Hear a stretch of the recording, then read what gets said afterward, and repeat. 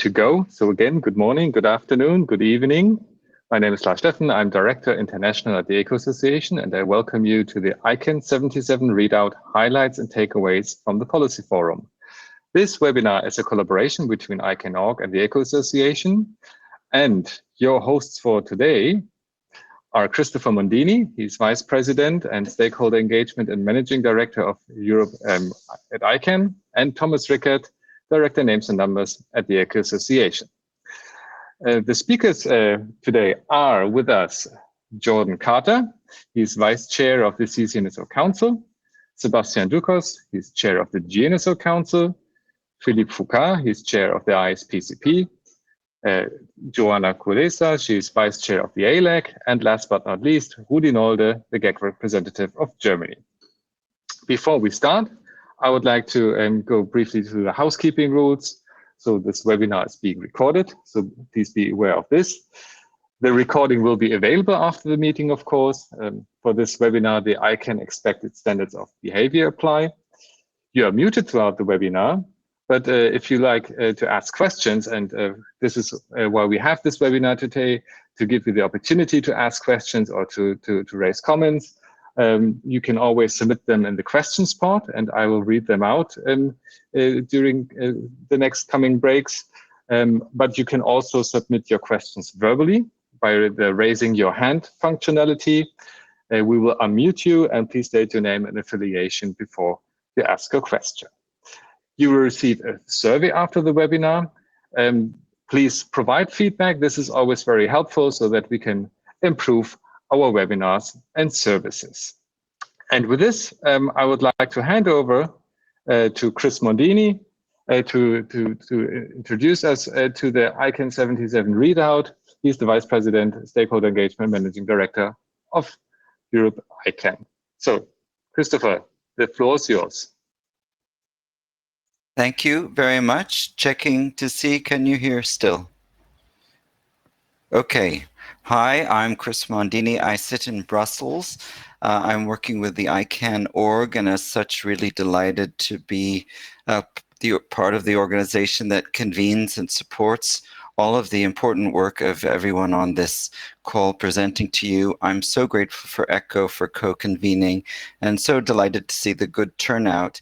These presentations are a bit of a mix of presentation of what happened for those who didn't attend, and a little bit of, I think, analysis of interpretation, which I think is also very useful if you're following the ICANN work. If in my engagement role, if I can provide any follow-up information, any explanations of backgrounds, any translations of acronyms, please do not hesitate to contact me. My role is engagement, and attracting more people like these dedicated volunteers is very, very high on my objectives. I won't take very long. I usually just mention some of the statistics. You can tell from this group that we have a busy agenda, and it was a very, very busy and very productive meeting. It was the first that we had held in Washington, D.C. We had just over 1,100 participants on site. We had just over 600 online participants, and about 108 countries or territories were represented. The fact that, and it had 79 public sessions, which really in this format is a very condensed 4 days that are very long days of direct policy work without the ceremonial openings or public forums or galas, as you may have experienced at other ICANN meetings. However, since it was in Washington, we did have a lot of attendance from people who had been involved in ICANN over the years. They may not still be directly involved, but they did turn up at the common community networking reception at the end of every evening. And so that really contributed to a positive atmosphere. We awarded a Stakeholder Excellence Award to Donna Austin, who's held important roles across the ICANN community in the past. And then finally, one item that maybe isn't mentioned by some of the volunteers here on this call, the ICANN board did give an update on the current ongoing search for an ICANN Chief Executive Officer. There's a very lengthy candidate profile, which I can share with anybody who has interest. And I think there we really confirmed that the term they used was a unicorn. It's a very, very, very vast and complex role. And the other thing we learned was the timeline could tip into even 2024, which was new news. I think there's still a hope that it could be completed sooner than that. But we're seeing that the input from the community was well received, and taking that into account has really made it a very thorough process. So with that, I'll stop. I'll be around to answer questions at the end, and happy to weigh in with any answers to things that come up during the conversation. But I really look forward to the talk from our community leaders, and thank you again. Great, thank you very much, Chris. Let me take over at this point. This is Thomas Rickert, Director Names and Numbers with ECO, and I'd like to welcome you all as well. Now, I would like to make a couple of opening remarks. Maybe to start off with some sad news, we have lost 3 very active community members, Bill Graham, Sherry Stubbs, and Pam Little. Many of you will know them and have worked with them, and I think it was great that the council passed a resolution on Pam, and that during the ceremony during which Donna Austin was awarded the Excellence Award, that we also had some time moaning about the loss of these 3 friends. We had something which I found very touching. Pharrell Foley brought with him a traditional African musical instrument and played 2 songs dedicated to the lost friends. So that was, I think, an outstanding, very sad, but outstanding moment for me, which I think many of you will also remember. Another point is that, and I think this is unique, but you tell me if I'm wrong. This is the first meeting that was totally underground. So the entire convention center was on the floors -1 to -4, which I think was strange. So if you were located in the hotel that was on top of the convention center, you could spend the entire week without actually going out and getting some fresh air, because the atrium was also covered. You could stay totally isolated. Now, I hope that everyone made their ways back home from this journey to the center of the earth safely, and that you actually overcame the jet lag. I'm still suffering a little bit from that, so I hope that I will be able to make some cohesive remarks as we go through this readout. Now, I would like to hand over to the first speaker for today, which is going to be Jordan Carter. And those who have attended earlier readouts will know that we are not going through the various groups and just go through the topics that have been discussed in these groups, but that we share the reporting duties, if you wish, between the panelists, so that they talk about one topic that has been discussed in their respective communities, but we will then also give the opportunity to the other panelists and also to all participants to chime in, add to what they've heard from their community's perspective, so that we get hopefully a pretty comprehensive overview of the important topics that have been discussed. And as you will remember, if you've attended this earlier, we also spice it up with some personal remarks and viewpoints here and there. Now, Jordan will talk about the ccNSO, so he will give you a quick update on the CCPDPs, on the ccNSO's abuse work, or anti-abuse work, I should say, and also on the legislative initiatives surrounding cybersecurity and geopolitical aspects. So over to you, Jordan. Thanks, Thomas, and hi, everyone. I'm assuming my voice is working okay. Standard question, even in 2023. Thanks for the invite, too. I haven't done one of these echo readouts, but I know they have a good reputation, and so I'll try and keep to my allotted time. I'll start with the PDPs. There are 2 of those underway at the moment in the ccNSO. The first one is the end of our 3rd ever PDP since the ccNSO was founded. And that was a 2-piece PDP, which dealt with the retirements problem. The question of what do you do when a country stops existing and the 2-letter country code is removed from the ISO 3166 list. And we dealt with how to do retirements first, and then there's been appeals dealt with. So the first one was, what do you do to remove a name from the root eventually? What are the timeframes process? And the second one has been, how do you deal with appeals where such decisions are made by the IANA functions operator? And that's important because, as you'll know, the CCTLDs have always guarded their independence jealously. And as part of that, the IRP hasn't applied to decisions about such matters. It was always envisaged that the ccNSO would build its own appeals mechanism. And so that's finally been done. And that's been sent to the board because the member voting process is finished in the ccNSO. So that's PDP 3.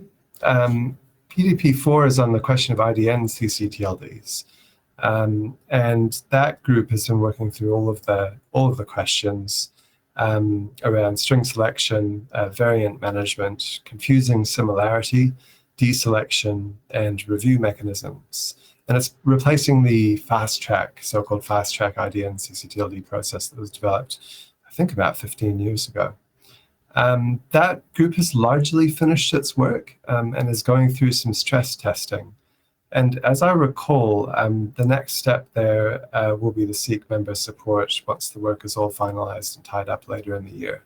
It's one of the threads I haven't followed as closely, so I just wanted to, the other people on the call may know more about it. But those are the 2 PDP pieces of work that we have been working on in the ccNSO.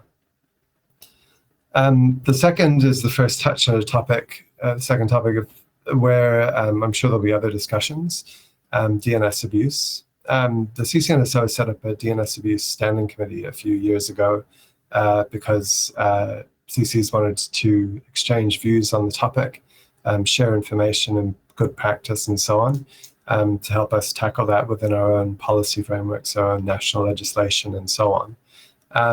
And 2 pieces of work to report back on. One is that there's been a knowledge base or repository created, a place to share information, commentary, best practice ideas, and so on for the CC community to look at, and of course for anyone to look at. There's this public information I think is lodged on the ICANN wiki, not the ICANN wiki, but the wiki space that ICANN administers. I don't know how much content is in that yet. It's got a wee editorial board that was established to curate the stuff and make sure that the information that came in was relatively reputable. The other thing that has been happening for quite a few months now is that there was a survey of CCTLD managers earlier, well, it was late last year, to find out how people deal with abuse, how they go about stepping through data validation on registration and so on. And it didn't get as many responses as the committee hoped, so they reopened it, nudged a few more people to reply. And so at this meeting, they presented back to the CC community the findings there on when checks are done, what happens when they find them. Just a little snippet on the content. The team compared the results from the survey with the results of the DNS Abuse Institute's research and data sharing into CCTLD levels of abuse. And the reported level was a little bit higher from CCs than the DNS Abuse Institute has been finding. So there might be some other interesting facets there that you'd like to dig into. I think the presentation with the findings will be posted, but if you want to get that in a quick way, you could talk to Nick Wenban-Smith from .uk, who's the chair of that committee. And the third thing I'll just briefly share with you is that we've been trying to broaden the discussion beyond directly policy or operational matters that we face as domain name registries, as CCTLDs, into some of the other things that affect us in a policy sense through the work of the ccNSO's Internet Governance Liaison Committee, IGLC. And that group organized a session where a few registries were sharing information on cybersecurity legislation obligations that they are facing in their jurisdictions at the moment. And it's fair to say that just as in the G space, a lot of governments are taking increasingly close looks at cybersecurity all across their economies, and domain name registries haven't been escaping that net. And there were interesting presentations from 5 countries in that session, from Canada, Vanuatu, Mozambique, Costa Rica, and Slovenia. I'm not going to give you any spoilers about the topics that they covered, but again, the presentations will be made available at a future point. If I just close with a couple of observations about the meeting, the participation was okay, and the ccNSO, I guess, compared to some of what I've witnessed over the past 15 years or so, is going through a fairly calm patch, which is reassuring. The officers in place, Alejandra as chair, me and B as vice chairs, were re-elected unopposed for another term at this meeting. And so things are going okay. And that's probably where I'll wrap it up, unless any questions or comments from anyone else. Thanks very much, Jordan. And while the others are thinking of questions or additions, there were a lot of folks wearing white hats at the meeting. Maybe you can talk about that a little. Fair point. It's the 20th anniversary of the foundation of the ccNSO this year. And in a decision that I don't exactly know the origin of, we decided to celebrate it for the entire year, not just the public meeting that was closest to the exact date. And so there was a nice cocktail function in Cancun put on by the Dynamics Registry.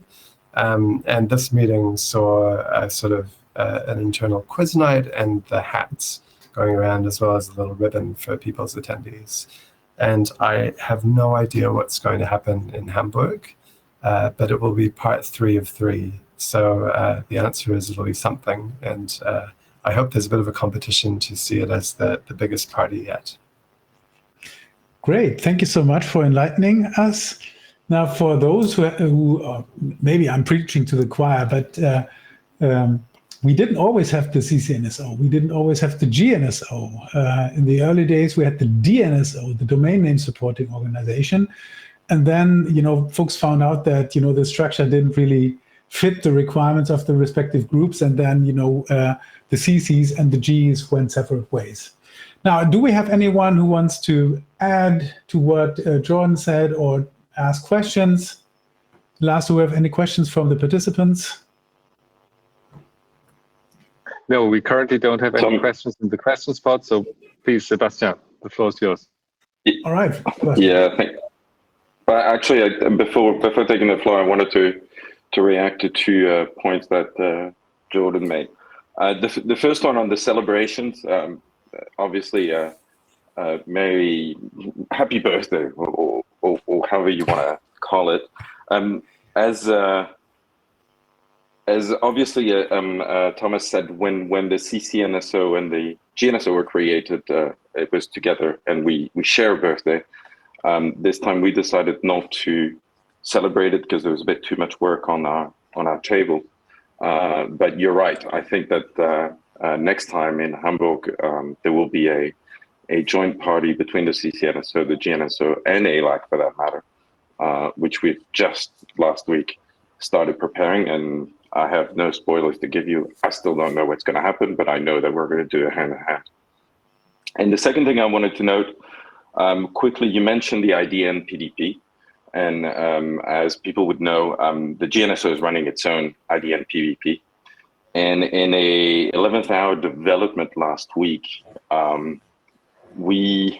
has been a resolution from the board in 2019, March 2019, inviting both the council, the GNSO and the ccNSO to work together on the IDNs, not so much in figuring out how administratively we would, but making sure that the technical policy for both are in sync.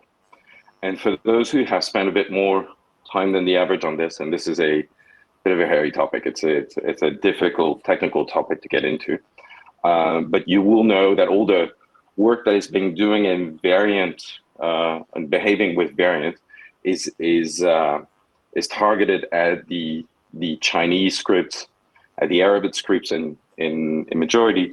Us Europeans have decided that we had no variation within our languages, except for the detail of the double S and the SZ in German. I think that out of all the scripts in Europe, it's the only one that is considered as variant.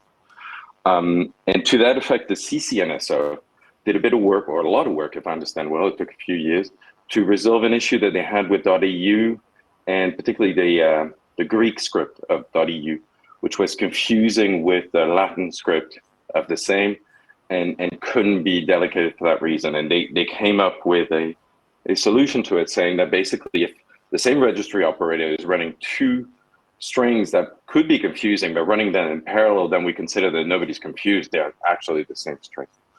And that same ruling, 11th hour, and I'm taken by surprise my fellow Councillor Thomas, because he hasn't heard that yet, but there might be a way to apply the same ruling also to the GNSO IDNs.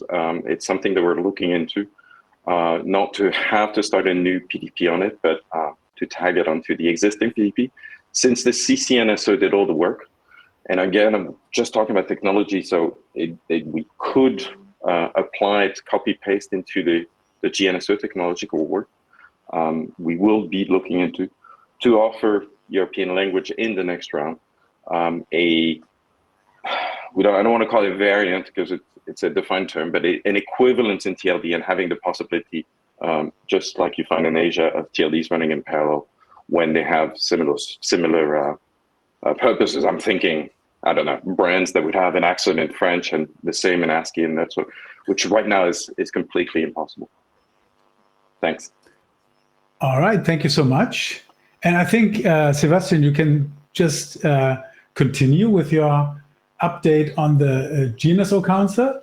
I understand that you're going to focus particularly on the new GTLD program, or the next round, sub-pro as we call it in the trade, and also a little bit about the DNS abuse contract amendment that's underway, and ePDP phase 2 and the resulting RDRS, and you're going to decipher that acronym for us, I'm sure. Thank you for keeping me honest and ensuring that I don't forget the last point that you mentioned. So indeed, we spent the week working on sub-pro, subsequent procedure, the next round.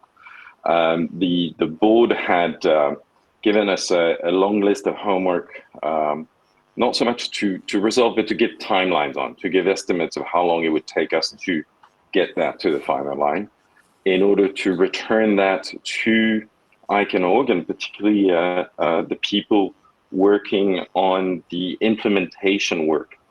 In Cancun, 90-some recommendations of the sub-pro PDP were voted on. 38 were kept back, and we were asked to work with the board on those 38 recommendations and figure out how to resolve them. Most of them will be resolved by clarifications, by statements that the council can issue on its own, just re-explaining what happened during the discussions and clarifying points. Some of them may need to be reviewed for the recommendation being reviewed. This is a heavy process because it is not a process that the council in itself can do on its own. It's a process where they would have to recall the sub-pro membership, at least the those that are still around and still willing to discuss, to make sure that we don't miss any of the points and the intentions there. Section 16 for the ICANN nodes that want to look at that process. That's a process that we, insofar as we can, want to try to avoid. mainly because it takes a lot of time. Also because on those issues, the board has a very precise, a slither an issue to be resolved there, and we don't want to completely lose the nature of the recommendation just over that. So we're looking into it with the board, obviously, where the community will need to be consulted. We'll do that. I'm a strong believer that issues need to be aired out early and not left until public comments at the last moment and etc. So we will do that, and we will work on these for the next a few months. I assume, I'm not completely sure, but I assume, right, well, at least according to the timelines that we have now, that we should have all those resolutions resolved by December, by the end of the year. There'll obviously be another amount of bilateral large work, body of work to be done in Hamburg, and then we'll put that through the final line. The other point is the point that I mentioned just earlier, the IDNs. So we have an IDN PDP that is there to resolve mainly administratively. The technical bits have been handled during the previous work on the root zone libel, how is it called? LRG. I can't even remember what the acronym is, but about how the root zone should operate their variant. And now we're sort of working how that will translate administratively for us. Work that is, as I just mentioned, a work that is at this stage mainly targeted at Chinese and Arabic languages. Not solely, there's others that have a variation, but again, not something that is top of mind and top of agenda for the Europeans, but because it has been decided by the community in general that IDNs would be part of the next round, an important part of the next round. This body of work that looks at this stage as the longest piece of work that remains to be done is what we call on the critical path. So imagine a plane landing is that one last tree that the plane can't go under before it lands on the tarmac. We are working with them. It seems like we could offer better timelines than what we have indicated last week, but we've also given all the warnings to the team and to ICANN to make sure that those that need those dates and need those timelines are fully aware of where we are.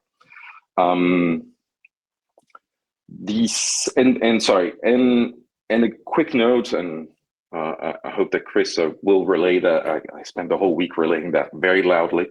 But on this and all the other projects that have to do with SubPro, I have to say that we've had not only a fantastic support from the policy team, but from ICANN in general. I can't count the number of ICANN leaders on the board, in org, who reached out to me, who took me apart this week saying, Seb, if you need anything, if there's anything that we can do to speed up any process, please tell us. And in the case of IDNs, for example, they have asked us to indeed, in order to speed up their work, have asked us to organize sessions every day last week, which they had a block every day to work, and extra sessions. And indeed, we will organize a session in November and December. It has been already pre-approved. And again, because of the strong interest from the Asian community, it's a meeting that they will have probably in Kuala Lumpur, if I understand well, to keep it local and easier for everybody else, or everybody involved, sorry. The second big topic, and I think that Nick might want to touch, or sorry, Philippe, I think was going to touch on it more in details, is the closed generics, including because you would know that this conversation has been happening into, if not completely shut doors, semi-closed doors, and I wasn't within those doors. So Philippe will have much better, make more sense on it than I would. I only have it by hearsay. There's other developments with SubPro that came this week. It's a target that's still a moving target, but we are we have very clearly indicated to the board, to ICANN.org, and received very positive response on this, that we wanted, or rather it's not for us councillors, for the board to do that, but we wanted the board to announce a firm date for the next round this year, before Hamburg. So this year, we should be able to tell the rest of the world when a next round will happen. For those of you who still suffer a bit of PTSD from 10 years ago running the previous, you will remember that it was a very intense number of months leading to it. There's a lot of market preparation to be done. There's a lot of potential clients, potential applicants to be reached out and explain what this program is about and why, all the moving parts and etc. We want to have that date in order to start running, not just for ICANN to get prepared, but for the rest of the market to get prepared. And that's been generally understood. I don't want to give too much spoilers around it, but I want to say also that even though there were some dates that were floated, I understand a bit of a slip. They weren't meant to be floated. And because you've all heard it, I could say that May 26 was floated. There's been also much discussions to say that this probably wouldn't fall in the best part of the year for a lot of us. Again, PTSD 10 years ago. Those who were there will remember how intense a work it was, those applications, how everything kept on running until the last minute, how everybody was on the phone with their clients, with ICANN, with everybody until the last minute trying to figure out how to best respond. And that would happen so much better if everybody's at their desk. So we're trying to find that time of the year that works for most of the world to be working outside of important holidays and et cetera, to make sure that we can make it work. And as it looks on the calendar now, it would be slightly earlier, not years earlier, but slightly earlier than we are. But we're all waiting for those confirmations and should hear more about it from the 1st of August when staff comes back to the board with full timelines. Now on DNS abuse, as those who've been following a bit the council work would know, we've been running a DNS abuse small team for the past year, 13 months, which was actually, I would participate in that. And it was a great information sharing environment between all the different parties within the GNSO and also ALAC that was there present through their liaison the council. A lot of topics discussed, a lot of information shared again, a lot of apprehension and probably myths dispelled, which is this type of environment that I really like. I like to see that people sharing and understanding each other much better.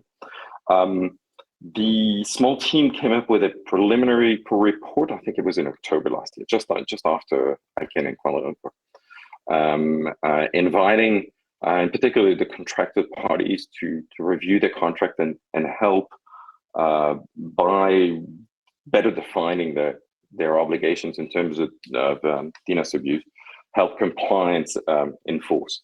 Now, this is work that had actually happened a bit before the contracted party and ICANN had already been discussing that, and resulted very recently in contract amendments.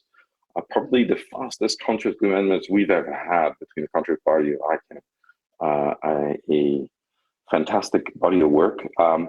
When you look at it and look at the red line, it looks like a handful of lines change, but it's significant. And again, significant in the sense that both parties, ICANN and the contracted party, really wanted this to go in the right direction together and push it through. Now, I'm definitely a contract party, but I'm not a lawyer, so I'm not going to go into the details of these amendments. But again, the aim here was to enshrine what had over the years become best practices for the vast majority of registrars and registries, but enshrine into a contract and allow compliance to stand on firm ground when auditing us, when reviewing our work, to ensure that we were doing the right thing. So far, all the comments that I've heard from the community, I haven't read the public comments that has closed yesterday, so not over the very last details. No, sorry, not yesterday. Those run until the 15th of July. Sorry, still time to put a comment. But so far so good. Very good feedback from the community. The small team kept on working, so we had several avenues to work on. One was those contracts, and the other one was preparing for potential PDPs on DNS abuse. And there, the general consensus was that actually PDP work takes a very, very, very long time. And if there were means to find ways to design best practices, ensure that they're applied, again, and try them in contract from time to time as they're more and more adopted, we should also look at that avenue. And we mentioned the work of malicious registration, malicious versus, and sorry, the word escapes me. Thomas is going to help me here, please. But malicious versus, hacked registration. Basically, I'm missing the word, and that might be it's maliciously registered versus compromised. Compromise is the word I was looking for. Thank you very much, Thomas. And in particular, having PDPs, for example, on what should happen to a registration that was done maliciously with the very purpose of phishing, for example. What are those steps that we could be taking for remedying that? That could be a very short, thin micro PDP. They're using the word micro PDP. In terms of PDP, is still 2 years of work, but that could resolve these problems. Again, when you weigh the pros and cons, 2 years of policy work versus possibly much shorter best practices, and then a timeline to try to enforce them through contracts, we need to see a bit which the two. One of the topics also that was discussed at length is the one of bulk registrations, which is a topic of interest, but sadly is not policy ready, in the sense that it's missing way too many pieces of that puzzle to start with a definition. In order for us to do coherent work, if the GNSO was board, I'm sure that they would be more than happy to take that on board. But as I mentioned, subpro and other heavy topics are already on our agenda, and we really don't have time. So I invited that group, invited myself as I participated in that group, to find another forum for it. And I think that last week we found a possibility for that to happen within existing discussions. Joanna mentioned the fact that the ccNSO have already discussions on that topic, and I strongly, obviously, encourage them to continue. But I think that we should have, between what is happening in the CPH and other parts of the community, have at least a monthly discussion together where we can share and also hear from the others, hear where the concerns are, evaluate those if they need to be tackled, or again explain how we're already taking care of it. So that's that on DNS abuse, and then the last bit is the RDRS. So the RDRS is the last name of a long chain of name, basically, for the PDP phase 2 and the SSAD, that enormous engine that the community designed in order to allow requests for data disclosures to be formulated and passed on to registrars for them to study the request, review the request. It shouldn't take that long. It's not a study, a review will do. But thoroughly review the request, given the legal implications, and decide to or not disclose the said data to the requesting party. That work was translated through an ODA in December last year into an estimation of over $100 million between the development and the operation of the system for the first 5 years. which ICANN, the board, kindly came back with to the GNSO, asking us to see if there wasn't any way to, if not make this cheaper, at least piecemeal it. And what the GNSO through a dedicated small team has been working on for the last year and a half is to first design what that simplest solution would be, and we came up with a ticketing system that would do basically the same process that was intended by ISAT, but in a much simplified way, without the much cumbersome work that was done in terms of accrediting requesters and etc. This tool is now in development. We've seen 2 weeks before the ICANN webinar where ICANN was presenting where they were at with it. It should be released to the registrar community somewhere in September, October, for them to start trying and trying to fit with their existing systems, and to the broader public in November, in the November timeframe. You will start seeing more and more information about this. There's been a bit of noise registrar side in the last month to try to make sure that maximum registrars would participate. It's important. There will be noise on the requester community side too. There's been heavy discussion with the business community, with the intellectual property community, with law enforcement. Obviously, the general public is always hard for us to reach, but we will try to provide at least those that participate tools to go and communicate and pass on the good word on it. We want a maximum of requests to go through this system in order to evaluate the demand, where it comes from, what sort of quality of requests we receive, and obviously where the pain points might be in order for a requester to get what they want. And with this, I'm happy to answer any questions. Great, thanks so much, Sebastien. It was an awesome overview. Rudy's hand is up. Rudy, over to you. Thank you, and thanks, Sebastien, for this helpful overview. I don't have that much of a question more. I just wanted to take the opportunity to maybe provide some GAC perspectives on the topics you raised on sub-pro and the contract amendments. So as you know, the main job of the GAC is to provide advice to the board from a government perspective, and we did so during ICANN77. We provided GAC advice to a number of topics concerning sub-pro, the new round of GTLDs. And so on the predictability framework, the GAC advised the board to take steps to ensure equitable participation in the proposed standing predictability implementation review team, the SPIRT, by all interested ICANN communities on an equal footing. And of course, our particular focus is on the role that the GAC will play in the process.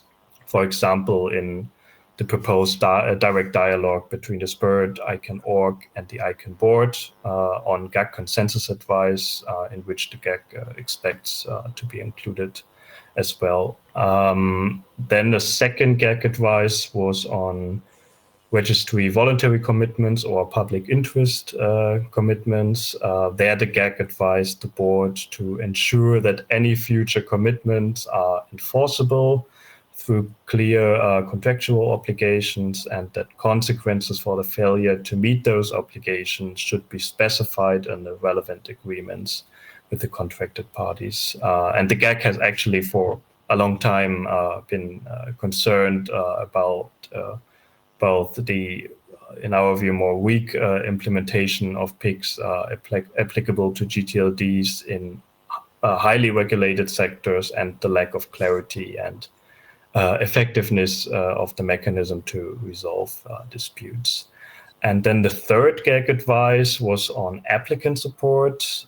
There, the GAC advised the board to specify ICANN's plans related to steps to expand financial support and engage with actors in underrepresented or underserved regions by ICANN78 in Hamburg in order to inform the GAC deliberations on these matters. And also we advised the GAC to take steps, the ICANN board to take steps to substantially reduce or eliminate the application fees and ongoing ICANN registry fees to expand financial support for applicants from underrepresented or underserved regions.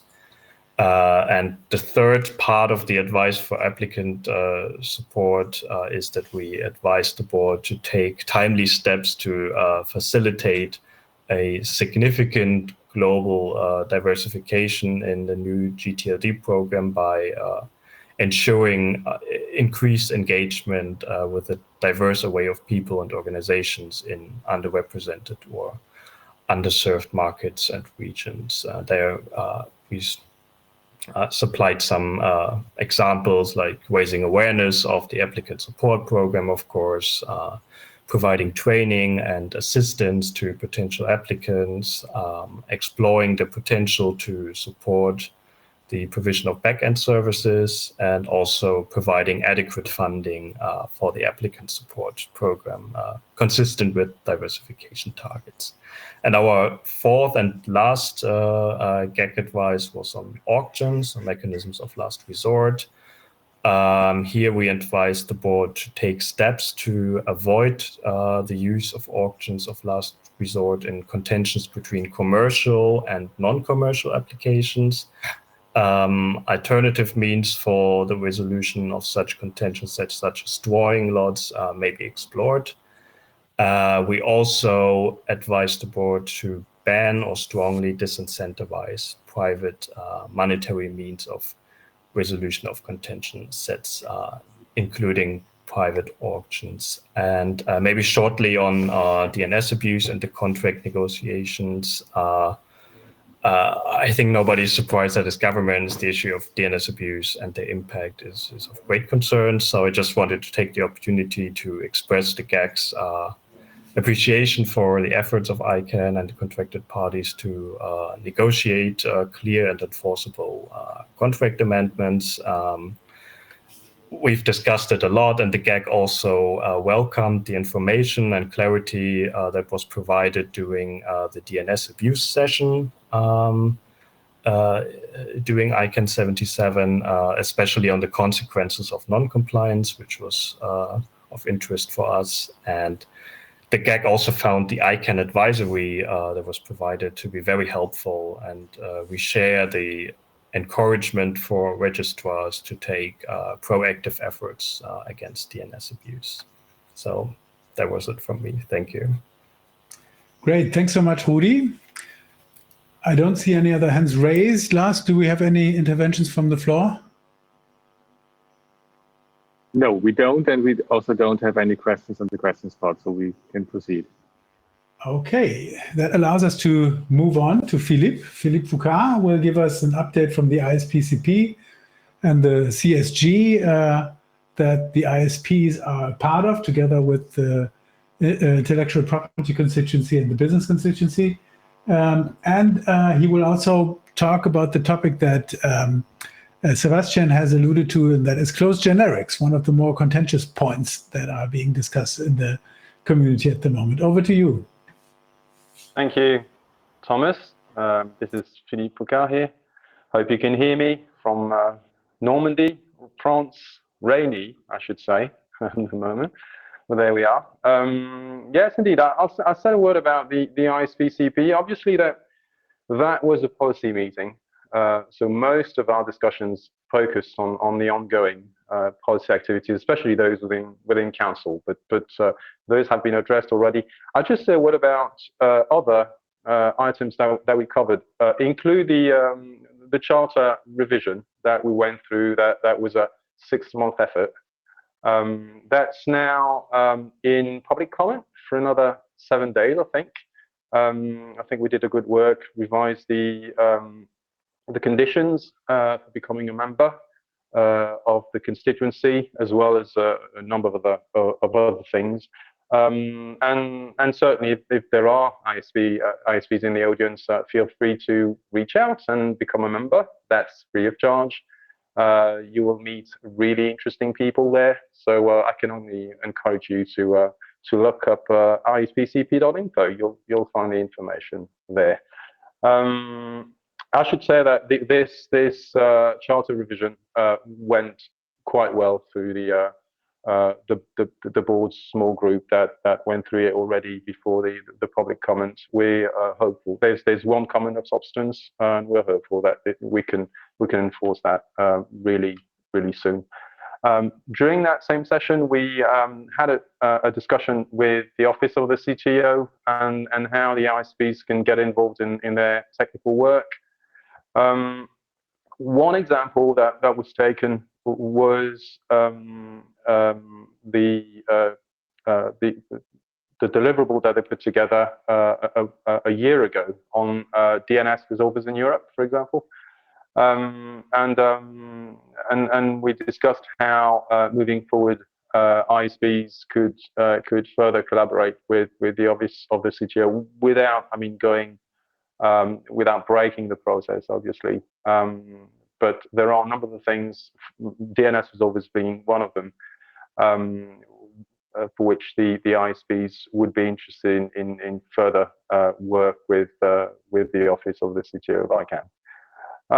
We had a number of other discussions, such as NOMCOM rebalancing. I'm not going to go through the detail of that, but basically, the nominating committee of ICANN is maybe going through a revision of the layout of NOMCOM. The chair of the board reached out to the various constituencies asking for their opinions on the matter, and we're working on this. As two final subjects, we will be putting together an outreach event in Hamburg. So make sure that you stay tuned. For those of you who in the audience would be attending the Hamburg meeting, again, the meeting will be free. I can't say, I'm not sure we have a day at this point. ECHO is obviously instrumental in putting this together. We have a drafted agenda almost. So we're all looking forward to that event. And finally, and something that is not specific to the ISPCP, but we keep working on the appointment of the director that's appointed by our part of the GNSO, which is the NCPH, and who will be officially appointed for the AGM. But unfortunately, for a number of reasons, we have passed the deadline for this. But we keep working on this. So that's for the ISPCP, and I'll move on to the closed generics, probably by giving you an idea of what we mean by that. We had two sessions during ICANN77, so it was interesting to see that after 12 years now, after the first round, people needed to be reminded for a good reason what a closed generic was. So basically, a closed generic TLD is twice generic in a way. It's a GTLD, but it's generic in the sense that it's a generic term in the language. For example, donation. For example, flower shop. Those are two examples that the group used.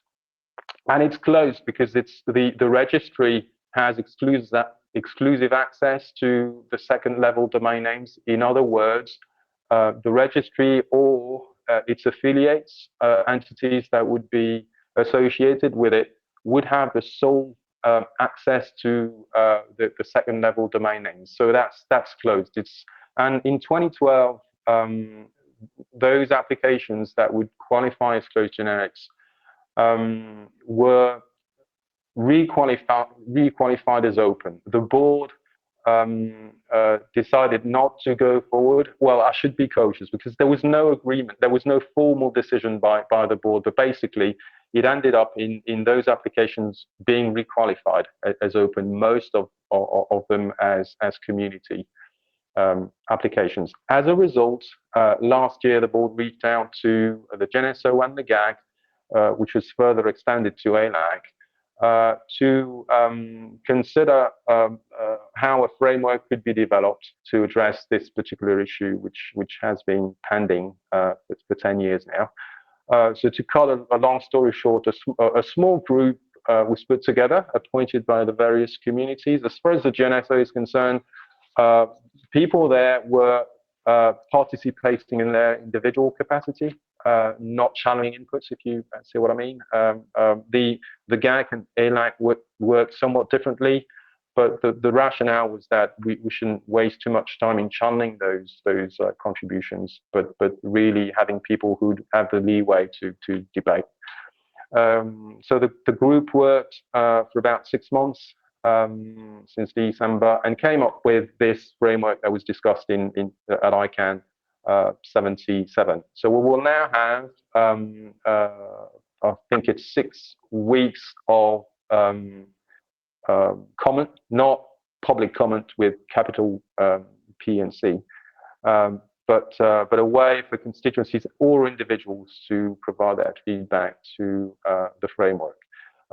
Maybe a word on the content itself. So the group worked essentially on the 3 aspects of an application: the application itself, the evaluation of the elements, as well as the delegation and the enforcement of the commitments. I think, well, speaking only for myself, I think it achieves a reasonable balance of the various views, and hopefully is a good starting point for the policy work that will be defined by and approved by Council. A couple of words on the substance. There's a number of people have been adamant in the group that we should be consistent with SubPro, and I think we have that consistency. I'm sorry, with SubPro, with some specific elements that are due to the fact that those closed generic TLDs are a specific applications that need bespoke procedures, such as an extended comment period, for example. The group developed the notion of public interest based on Beijing communique by the GAC, i.e. the TLD should have, or its use, I should say, should have some sort of social benefit to either the broader public or a subset of it. There should be a rationale for the fact that the TLD is closed. It's not meant to sort of provide an advantage competition-wise for the registry, and the group also developed elements that the policy work may use, such as a scoring system moving forward to make such applications possible.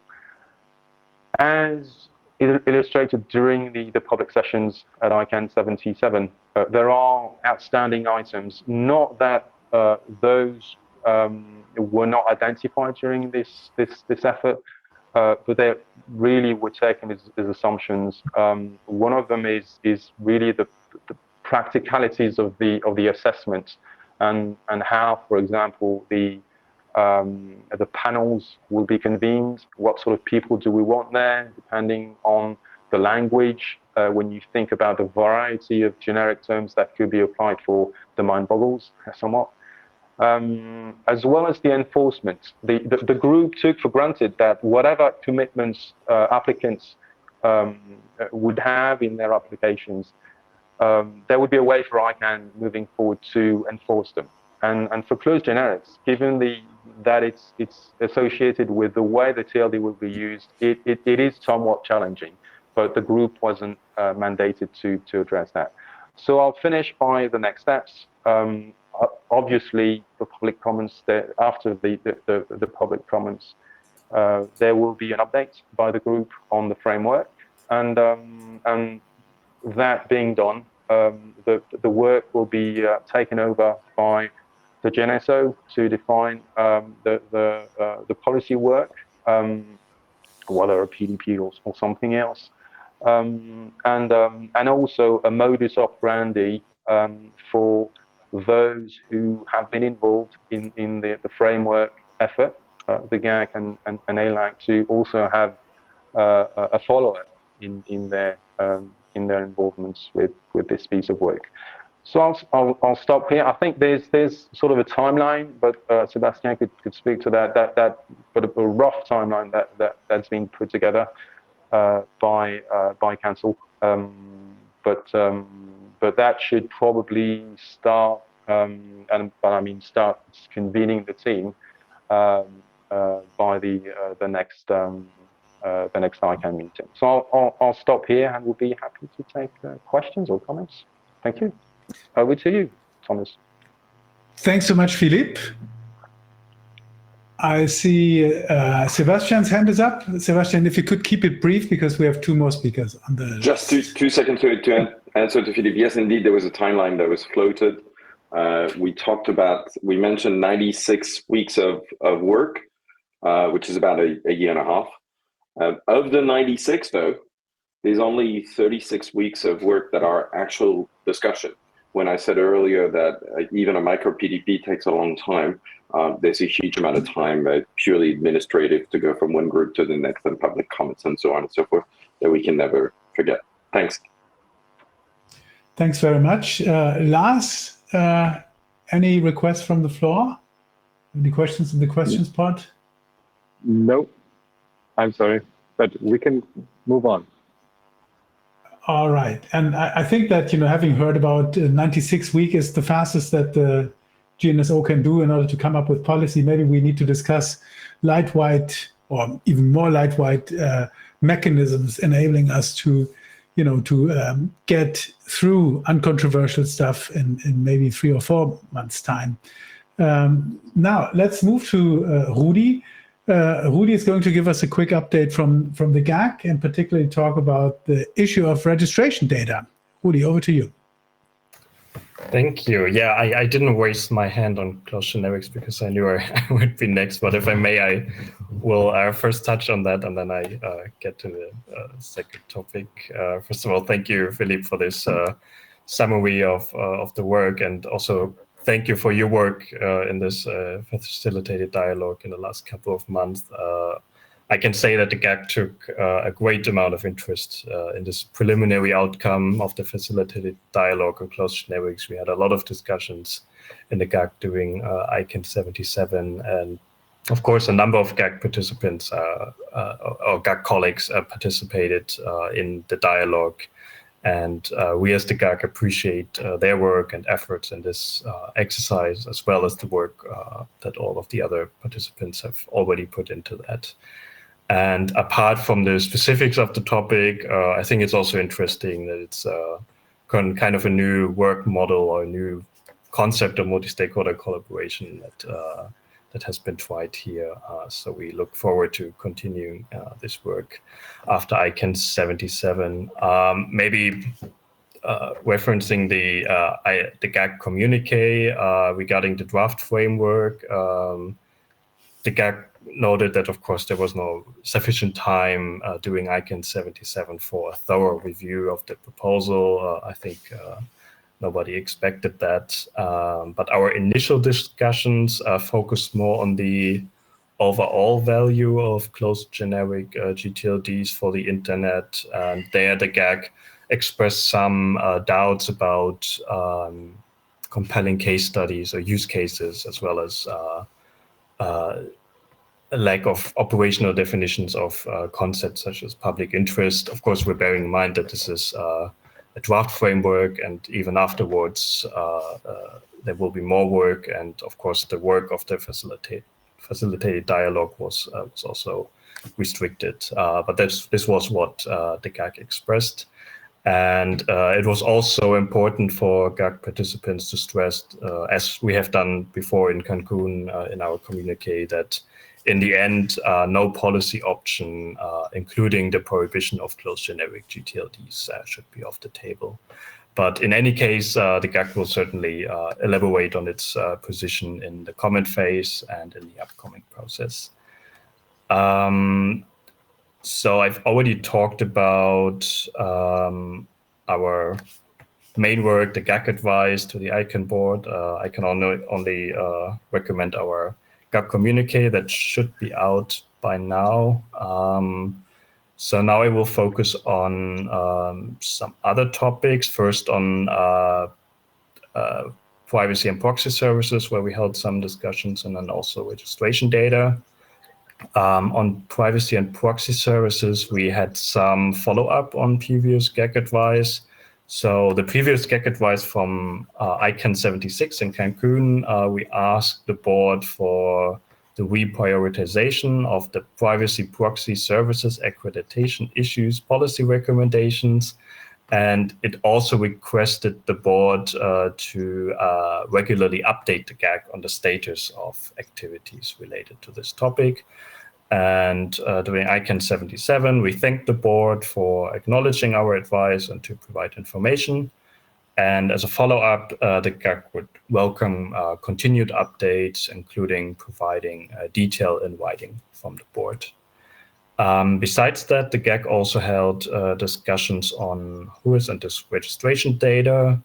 One of the GAC's topic of interest is the accuracy of registration data as an important element for in law enforcement and cybersecurity investigations, and domain name registration management, and also other legitimate third-party interests.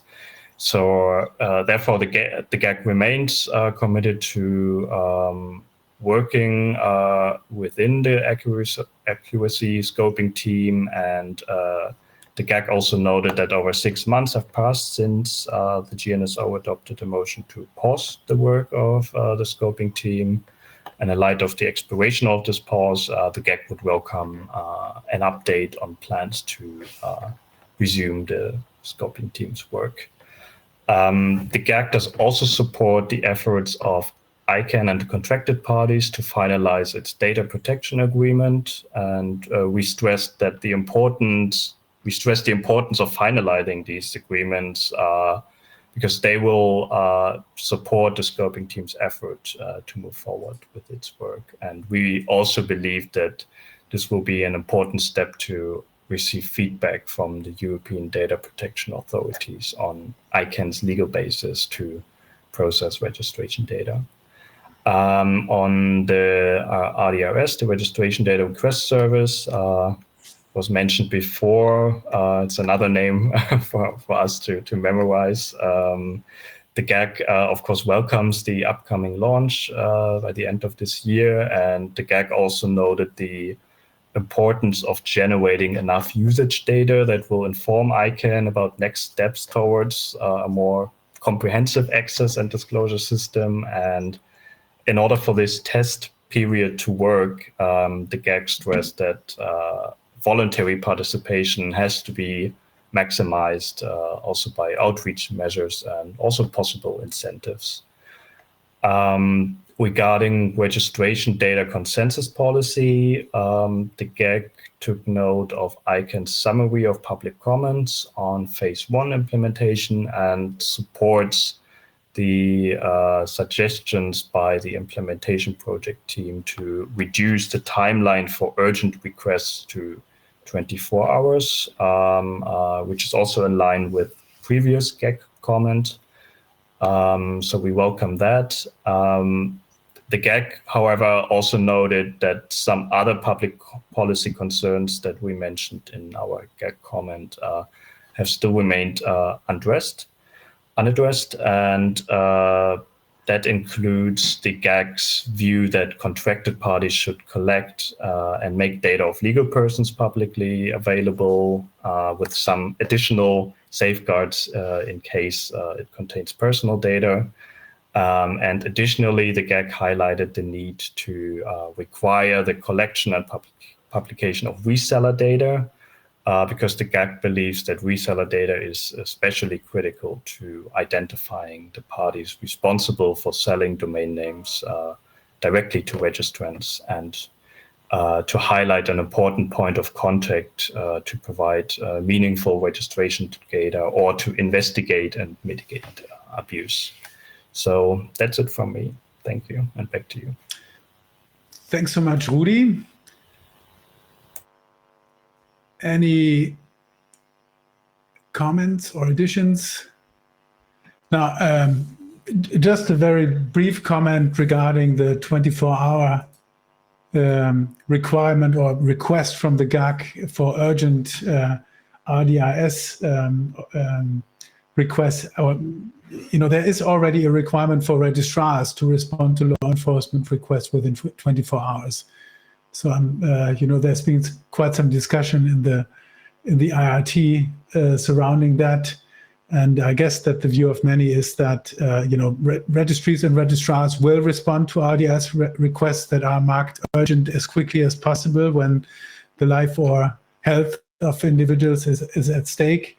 But making it a mandatory requirement on top of the law enforcement contact and on top of the abuse point of contact that registries need to have in place, stretches things a little bit too much in the view of many.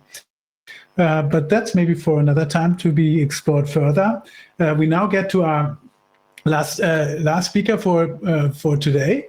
Joanna is going to give us an update from the ALAC. So without any further ado, over to you. Great. Thank you so much, Thomas. I appreciate being here. These webinars are always most informative. It is as if I was back in DC discussing policy. Thank you, everyone, for those brief introductions, which make my work extremely easy because you covered all the bases there.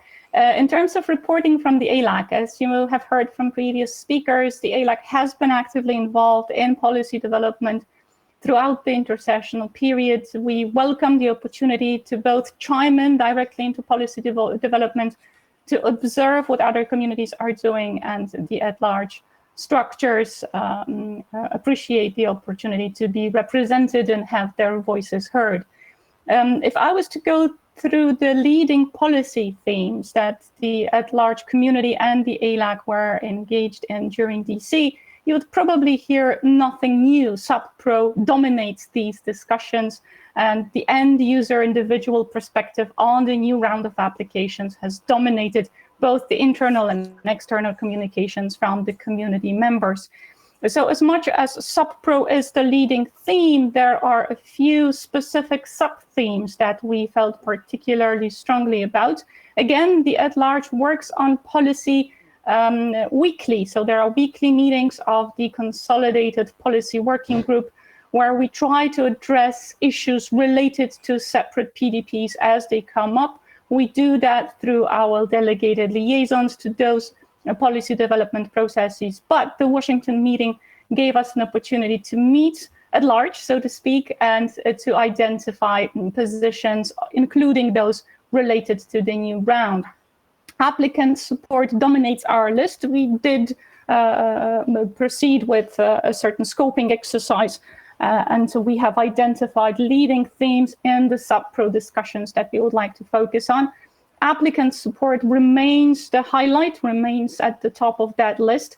We would like to see particularly direct outreach to the Global South. We would view the role of the at-large as optionally one of the leaders in doing that outreach, making sure that in the new round of applications, we actually do manage to engage new players rather than trying to manage the conflicting, at times, interests of those who are well established in the field. So as much as we do understand our role within the community, we would be willing and able to take on the lead in terms of reaching out, carrying the message, and making sure that those in underrepresented regions understand how the process works and are efficiently efficiently supported.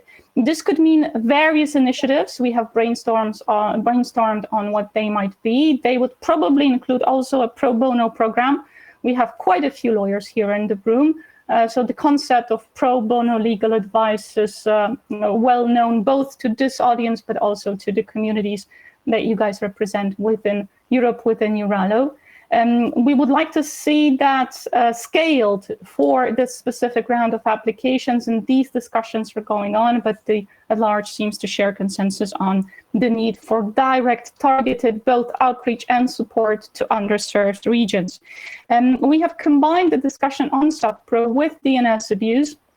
The new component of the registry agreements that is to be introduced relating to DNS abuse was welcomed by the at-large community and the ALAC.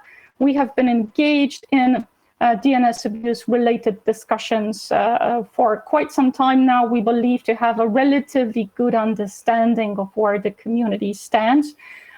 So in that sense, we welcome the proposal. We are looking forward to submitting a comment by the June 13th deadline.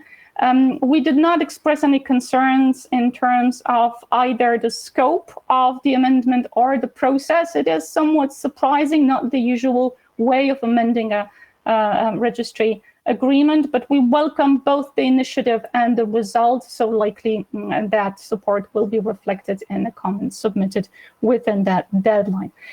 We've devoted a lot of time trying to best identify specific data access and data collection issues, binding DNS abuse and a new round of applications.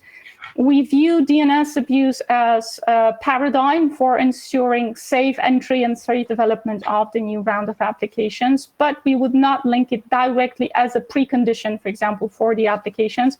So the registry agreement, indeed, the amendment is welcome, but we do not view a specific component related to DNS abuse as necessary to proceed with the new round of registrations. Speaking on applicant support, we've held 2 dedicated sessions. One of them, as already mentioned, was focused on the individual perspective on SubPro, what it is that an individual end user should know, what it is that the ALS should bring into the region to try and better understand what the end user's interests within the community might be. But we also held a dedicated session that was aimed to help community members understand the idea behind private auctions and why it might not be best suited to meet that individual end user interest. So the at-large would stand on the position that private auctions should be reconsidered, and we held a dedicated session. All the recordings, as you might imagine, are available online, giving us an opportunity to discuss that issue more closely. We have also looked at the opportunities to do outreach and capacity building regarding the new redress or redress mechanisms. We are looking forward to coordinating actions with other communities. We have discussed this potential outreach activity with the GACS Public Safety Working Group, again, as there seems to be a natural alignment between the two, one would say, broadest communities representing individuals on the ground. So that is something we feel that could be done relatively easily, again, with the wonderful support from the ICANN org team. We're looking forward to that happening as soon as there are materials available for us to better communicate the new mechanisms and how they can support, for example, law enforcement on the ground, but also local business, but also individual end users. We are looking forward to seeing that happening. We have also looked into the best way to coordinate between RALOs. We held a dedicated meeting on RALO coordination. And this was an opportunity for us to focus on the NARALO community. That was a regional event that was hosted during the Washington meeting. One of the previous speakers mentioned we are in the lead up to the Hamburg meeting, which will see an anniversary for many of the constituencies. At large is among those celebrating, and we did hold a dedicated meeting trying to best understand how we could synergize with different communities in the way leading up to Hamburg and helping us to communicate both the journey and the lessons learned from the past 25 years. That is the short list that I do have here before me. I see we are running out of time, so I will stop here. And as always, I'm glad to answer questions. Thank you so much. Thank you so much, Joanna, for this excellent summary. And I'm particularly thankful for you raising the topic of applicant support, which I think has been embarrassing for ICANN when the last round was done. You know, there was a $1 million USD to support applicants with a poorly crafted program, which I thought was just a fig leaf to get the new GTL League program over the line. And I hope that we can do better this time around. Now, does anyone wish to chime in, make additional remarks? Lars, as usual, do we have any questions in the questions part or requests for the floor? No, we don't have any questions in the questions part and no requests for the floor. But, oh, Philippe. Philippe's hand is raised. Philippe, please. Thanks, Thomas. Just very, very quickly, since Joanna mentioned the ALAC's involvement in policy work in general, I just want, as an anecdote, want to testify of the good spirit in which the contributions to the closed generic effort of both ALAC and the GAC were made. Certainly, people don't agree on all aspects, for sure. But again, it was those contributions were made in good spirit, and the result would have been the same without them both. So I think it's something. It's a learning curve, but something to take for the future. Thanks. Thanks very much, Philippe. And before I take 2 minutes for closing remarks, I would like to give the opportunity to Chris. Chris, is there anything that you would like to say? I would just like to say that I am very impressed. I'm grateful to work with such dedicated community leaders as you. And I really, as others have mentioned, I not only learn a lot factually of things that I may have missed at the meeting, but they're presented in a way that allows me to really synthesize some of what they mean, what comes next, and the interaction. So again, I'm always grateful for these sessions and very grateful for ECHO as a co-convener. I am looking forward to the run-up to October to Hamburg and waiting for all of your suggestions, both for celebrations and for how to make it an effective meeting for all of us. And I still don't know how to pronounce the traditional greeting in Hamburg, which is appearing on your slides. So before we go, for those of us who don't know it, you could give us a lesson. Thank you. Thanks very much, Chris, and I'm more than happy to help with that. But before I do, let me just quickly say that as we've heard, the public comment period for the contract amendments is still open. And Joanna was the last person on the panel supporting these contract amendments. And I hope that you will take a few minutes to also submit a public comment in favor of these contract amendments. They might look small, but they will for sure have a huge impact. Typically, registries and registrars that we see at meetings such as this or at ICANN meetings are either the good players or well-meaning players, but this contract amendment will help make a toothless tiger get teeth and make ICANN compliance or provide ICANN compliance with the tools to make rogue players take action when it comes to tackling DNS abuse and actually taking action. So I hope that you can endorse that.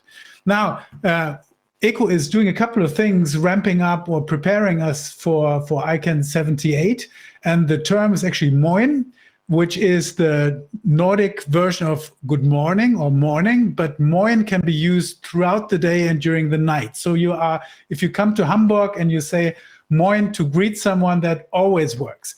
And actually, we are doing a couple of more meetings, workshops, webinars. So if you're interested in that, please take a look at Moin on ECHO's website.